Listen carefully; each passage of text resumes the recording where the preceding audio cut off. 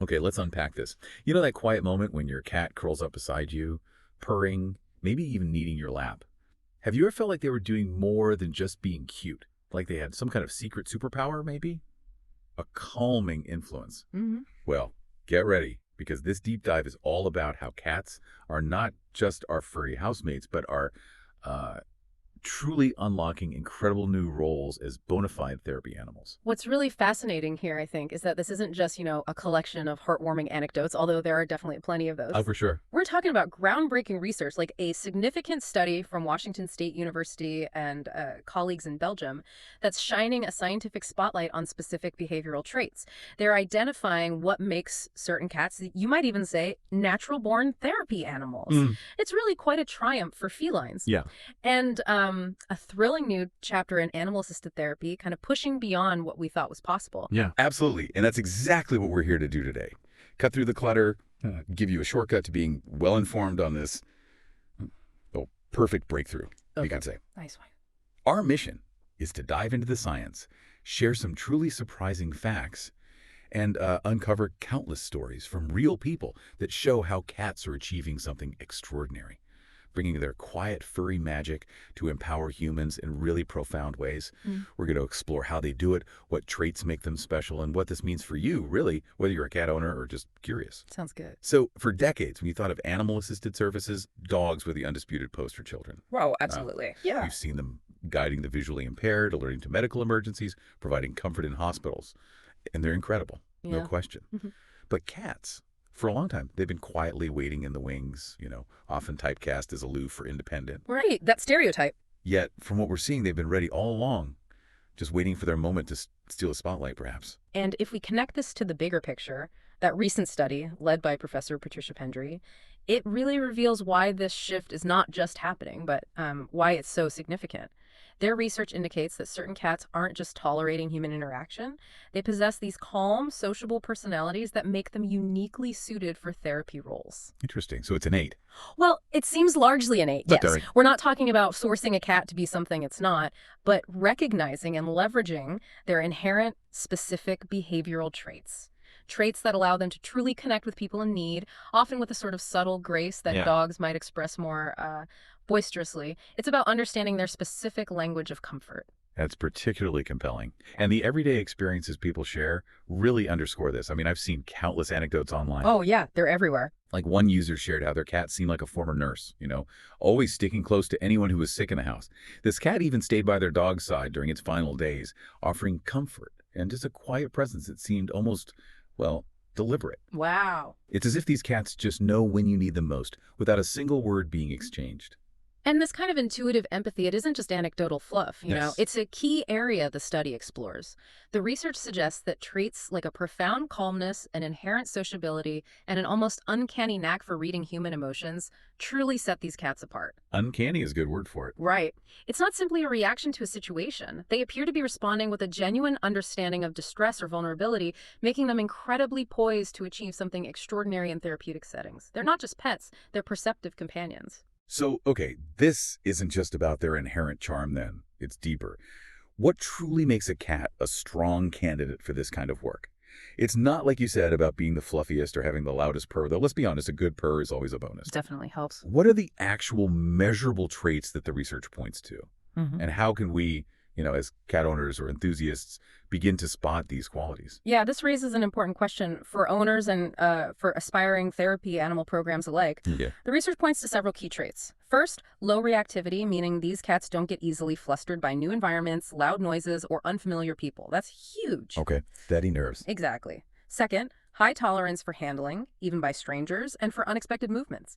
And perhaps most surprising to some, Yeah. an almost dog-like sociability. Really? Dog-like? Yeah, think of certain breeds like Bengals or Sphinxes, which some owners actually describe as part monkey, part dog with a little cat in there. These cats are often incredibly interactive, outgoing, and actively seek out connection rather than just tolerating it. The Washington State University study observed these traits through owner surveys and direct behavioral assessments, looking for patterns that predict success in varied, potentially stressful therapeutic environments. That's a fascinating insight, especially the dog-like sociability for a cat. And the online chatter really echoes this, doesn't it? It really does. I saw one commenter rave about their Bengal, describing how it chirps to say thanks, meows to announce a litter box visit. Hmm. Like giving a report. Exactly. And even fetches toys like a retriever.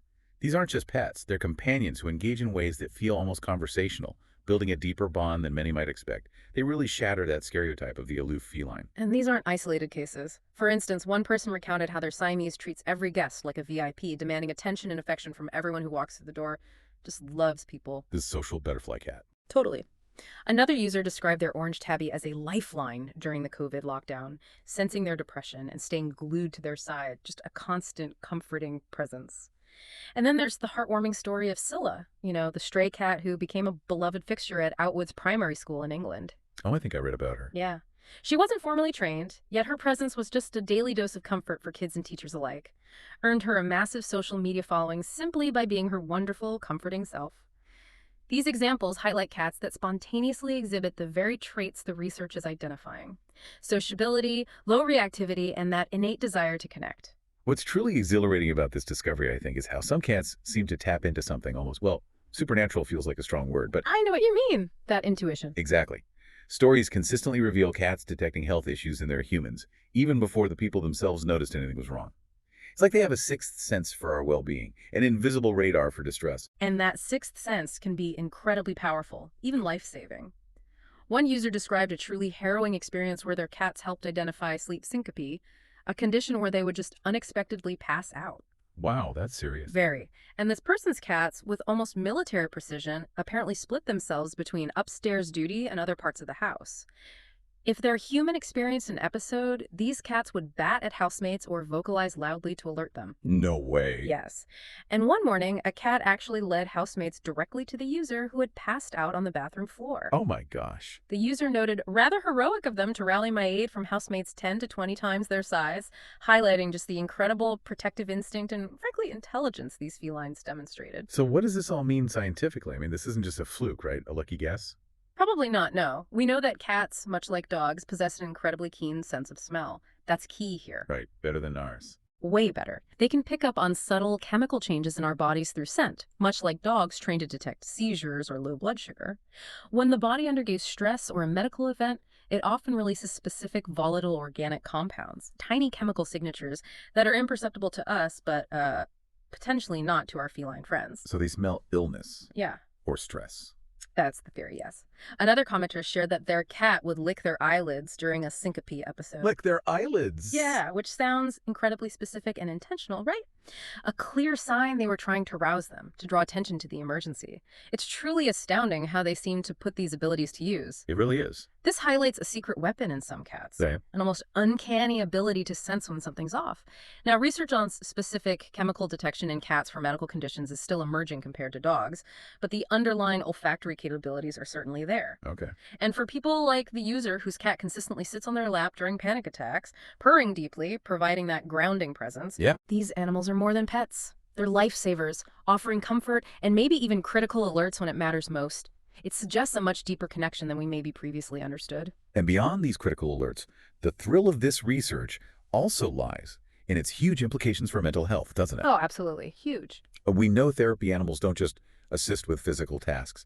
They empower people by easing emotional burdens, providing a unique kind of companionship that can be deeply therapeutic. And the quiet, consistent presence of a cat seems particularly suited to this role. Absolutely. Online, we hear these profoundly moving stories. One person shared how their cat literally became their best friend during intense mental health struggles, No. providing a soothing presence and comfort in ways maybe no human could, a non-judgmental confidant, a source of calm. Yeah, that non-judgmental part is key. It really is. Another described their tuxedo cat as the whole home therapist, making nightly rounds to cuddle with everyone in the household. Kids, adults, even supervising sleepovers apparently, just making sure everyone felt safe and secure. The therapist cat making rounds. I love it. Right. These cats become integral to the emotional fabric of a home. It's fascinating because unlike dogs, whose boundless energy and enthusiasm, while wonderful, can sometimes feel a bit overwhelming when you're feeling low. It can be a lot sometimes. Cats often offer a quieter, more intuitive kind of support. They're not necessarily trying to fix you with a wagging tail or boundless excitement. Instead, they're just there, purring softly, maybe gently nudging you, just reminding you that you're not alone. Mm, It's a calm, grounding presence. exactly. That can be incredibly powerful, especially in moments of anxiety or sadness. And for someone recovering from a major life event, like one user who credited their cat with literally pulling them out of depression after a divorce, Yeah. this subtle, consistent presence is a game changer. It's that unconditional acceptance and quiet comfort that really fosters healing. Another user mentioned they dream of getting their cat certified as a therapy animal for elderly homes, recognizing this immense potential for reducing loneliness, providing comfort. Oh, that would be amazing. Wouldn't it? Genuinely improving the quality of life for those who need it most, simply through a gentle purr and a soft touch. Okay, so here's where the adventure gets interesting for a lot of people listening, I bet. Can you actually train a cat to be a therapy animal? Or are they truly, born this way? The study suggests some are naturally suited, but could a thoughtful, positive training approach unlock even more potential, Right. shaping their natural inclinations into a structured therapy role? And how does that process even begin with a cat? It seems tricky. It is different, yeah. That's a crucial distinction. Unlike dogs, who often undergo pretty rigorous command-based training, cats generally need a lighter touch. It's more about leveraging their natural instincts and using positive reinforcement rather than trying to force them into a mold. So less sit, stay, more encouragement. Pretty much. It often involves gentle exposure to various stimuli, creating positive associations with handling, and building their confidence in new environments. This is where breeds like the Siamese or Bengals, known for being chatty, inquisitive, and yes, dog-like in their personalities, might lead the charge. Like one user who was planning to train their very social rescue cat for hospice visits. It's truly about channeling their innate qualities, not reprogramming them entirely. But of course, the online chatter also points to a very practical and often humorous challenge. Yeah. Key phrase being, some cats. Good luck figuring out which. Yes, that's the reality check. For every sphinx that might thrive in a bustling therapy setting, happily greeting strangers, your average tabby might prefer to, nap through the chaos, probably under a bed somewhere. Exactly. And it's probably not quite cut out for public-facing therapy work. Yeah. How do you even begin to identify the right temperament? It seems like a gamble. Well, this really raises an important question for owners considering this path. It's absolutely essential to understand your cat's individual personality. You know your cat best. For those cats with the right temperament, those who are naturally friendly, calm, curious, and genuinely seem to enjoy human interaction, the reward could be immense. Right. Not just for the humans they help, but importantly for the cats themselves, who seem to genuinely thrive on the mental stimulation and affection they receive. It aligns perfectly with their sociable nature. It really can be a mutual benefit. Okay. But conversely, for cats that are naturally shy or easily stressed, trying to force them into a therapy role would be really detrimental to their well-being. It's all about finding the right match. You can't force it. That's a great point about mutual benefit. And while the Washington State University study is a major breakthrough, it's really, like you said, just the beginning of maybe a broader movement. It feels like it. Beyond this new research, other organizations like Pet Partners in the U.S. have actually been certifying cats as therapy animals for years. That's right, they have. Although they are still far less common than dogs.